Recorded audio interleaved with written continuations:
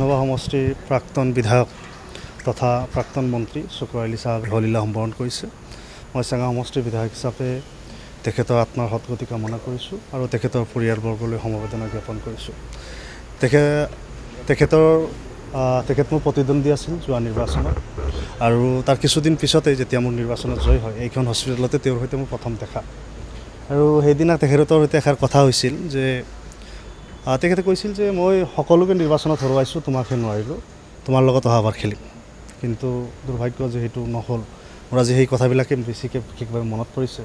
মই বিধায়ক নিৰ্বাচিত হোৱাৰ পূৰ্বে তেওঁৰ সৈতে ইমান ইণ্টিমেচি নাছিল, যে বিধায়ক নিৰ্বাচন হোৱাৰ পিছৰ পৰা তেখেতৰ ঘৰত সঘন অহা যোৱা বা তেখেতৰ সৈতে বিভিন্ন সময়ত খা খবৰ লোৱা, এই যি সৌহাৰ্দ্যপূৰ্ণ সম্পৰ্ক আছিল তাৰ জৰিয়তে দেখিছিলোঁ যে তেখেত খুব যথেষ্ট মৃদুভাষী আৰু টেবুল টক বা ব্যক্তিগত স্তৰৰ আলোচনাত তেখেত ইমান সাৱলীল আৰু যৌক্তিক কথা বতৰাবিলাক কৈছিল।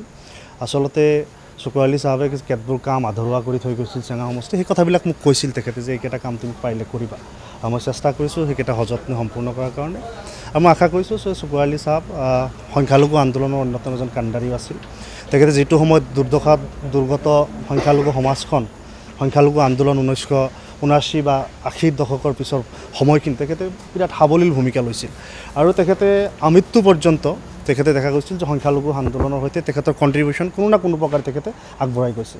গতিকে তেখেতক আমি স্মৰণ বা তেখেতক আমি সদায় মনত ৰাখিম আৰু চকুৰ আলী চাহাবৰ স্মৃতি আমি যাতে যুগমীয়া কৰিব পাৰোঁ তাৰ কাৰণে চেষ্টা কৰিম। মাজে মাজে তেখেত চিকিৎসাধীন হৈ আছিল, বয়সো হৈছিল তেখেতৰ আৰু বেমাৰটো তেনেকুৱা আছিল যে চিকিৎসাধীন হৈ থাকিব লাগে মাজে সময়ে।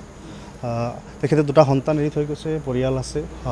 জোহৰৰ নামাজৰ বাদ অৰ্থাৎ দিনৰ 1 বজামানত জানাজাৰ ব্যৱস্থা কৰিছে। মহচৰাত তেওঁৰ নিজৰ ঘৰ, বৰপেটা জিলাৰ চেঙা সমষ্টি মহচৰা।